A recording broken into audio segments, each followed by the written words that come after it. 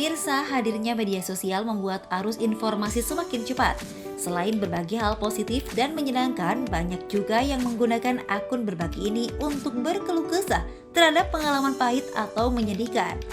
Salah satu informasi yang belakangan sempat viral di ruang maya saat ini adalah terkait pengalaman seorang wanita asal Jombang melalui akun TikTok @vira.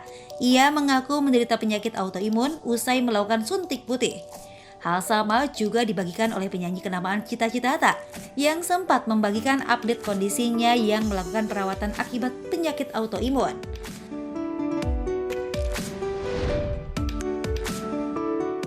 Pemirsa, kulit putih sampai saat ini masih menjadi standar cantik bagi kebanyakan masyarakat Asia. Berbagai hal berusaha dilakukan untuk menunjang penampilan semakin mempesona, mulai dari perawatan menggunakan aneka produk kecantikan hingga treatment mahal di salon hingga klinik kecantikan.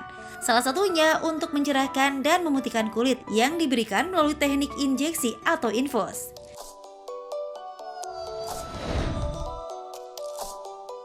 Dengan adanya dua kejadian kasus terkait autoimun yang belakangan ramai dibicarakan, kita pun semakin penasaran terkait keamanan terapi pemutih kulit ini. Lalu, benarkah produk perawatan ini berisiko menyebabkan autoimun?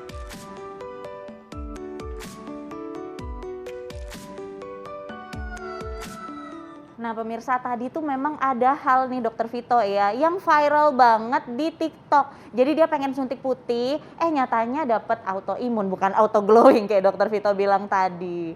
Dan itu juga ada beberapa artis juga yang seperti itu. Salah satunya Cita Citata tuh dokter. Nah jadi kita bertanya-tanya nih, apa benar bisa seperti itu? Di samping kita sudah ada Dokter Matahari, beliau adalah spesialis kulit. Halo dokter. Nah, ini kita tadi kan bertanya karena soalnya banyak orang yang bilang kalau misalkan suntik putih itu langsung cerah hasilnya, tapi autoimun ini apa benar ya? Kita langsung aja fakta mitos yang pertama ya. Kalau misalkan katanya kalau penggunaan whitening atau infus pemutih itu yang kurang tepat, itu dapat mengakibatkan adanya gatal-gatal, iritasi dan juga perih pada kulit.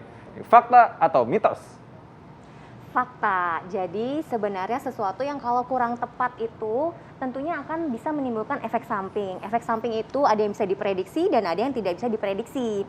Nah, misalnya kalau penyuntikannya itu salah, misalnya bocor ataupun mungkin tidak steril, tentu saja bisa membuat skin barrier kulit itu kan sudah terbuka, bisa masuk kuman, bakteri sehingga terjadi infeksi atau memicu peradangan pada kulit. Begitu. Tapi itu maksudnya berarti kalau dengan orang yang tersertifikasi dengan klinik yang benar-benar gitu ya, bukan abal-abal pastinya, dan juga bahannya juga pasti yang benar juga, bukan abal-abal juga, harusnya relatif lebih aman dong pastinya kan? Iya, memang harus pertama pastikan dilakukan oleh profesional yang sudah kompeten di bidangnya.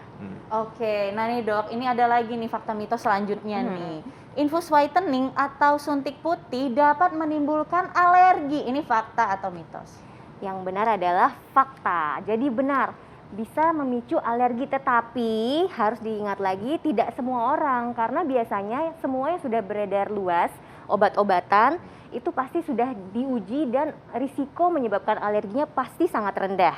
Tetapi setiap orang itu memiliki kecenderungan alergi yang milik masing-masing. Jadi kalau memang ternyata orang tersebut alergi terhadap suatu spesifik zat yang disuntikan tersebut, tentu akan keluar alerginya gitu. Dan alergi tadi itu bisa seperti tadi ya, gatal-gatal, juga perih dan lain-lain tadi itu ya. Oke, ini mirip nih dengan yang berikutnya nih. Fakta atau mitos yang berikutnya nih ya, ini perlu agar audiens kita mengerti juga, pemirsa di rumah juga ngerti ya. Lakukan kalau misalkan sebelumnya pemeriksaan kulit dulu sebelum melakukan infus whitening atau suntik putih. Ini fakta atau mitos? Oke, jadi jawabannya fakta. Fakta, tetapi lagi-lagi tetapi sebenarnya tidak harus selalu dilakukan uji terlebih dahulu. Nah, yang benar adalah misalnya kita mau melakukan penyuntikan, kalau penyuntikan tersebut baru yang pertama, itu kita harus tunggu dulu karena kita belum tahu respons atau reaksi tubuh kita terhadap zat tersebut. Biasanya minimal ditunggu 30 menit dahulu untuk melihat reaksi atau respons yang benar-benar waktunya cepat muncul. Jadi kalau misal memang terjadi saat dilakukan penyuntikan bisa langsung diberikan pengobatan yang tepat. Ya benar banget, karena itu memang cukup harus diperhatikan ya dok ya, karena memang alergi itu ada yang ringan sampai dengan berat, jadi memang harus kita perhatikan. Nah, seberat apa sih kalau seandainya memang alergi terhadap cairan infus whitening ini? Mungkin pemirsa di rumah pengen tahu dokter. Kalau yang paling ringan mungkin cuma gatal-gatal ya dok, tapi kalau yang paling parah itu bahkan bisa menyumbat saluran pernafasan kita hingga kita tidak bisa bernafas, jadi harus dilakukan pertolongan segera. Gitu. Ya, kadang-kadang emang fatal juga. Ada waktu itu kasus ya di mana dia alergi dan tadi itu sampai nggak bisa napas dan napasnya pertama bengek tuh awal-awalnya, nyik gitu ya kayak kucing gitu suaranya. Nah itu udah tanda-tanda tuh berarti saluran napasnya menyempit. Nah itu sampai harus tolong tuh sampai kita mesti tusuk tuh tenggorokannya supaya bisa keluar napasnya. Oh itu bahaya sekali. Jadi karena itu mesti hati-hati kalau gitu ya. Iya. Oke, ini fakta mitos berikutnya, ini juga penting nih bagi pemirsa supaya tahu ya. Hingga saat ini penyebab pastinya terjadi autoimun itu belum diketahui pasti. Apakah ini fakta atau mitos? Tapi jangan jawab dulu, kita akan kembali saat lagi tetap di Hidup Sehat. Hidup sehat.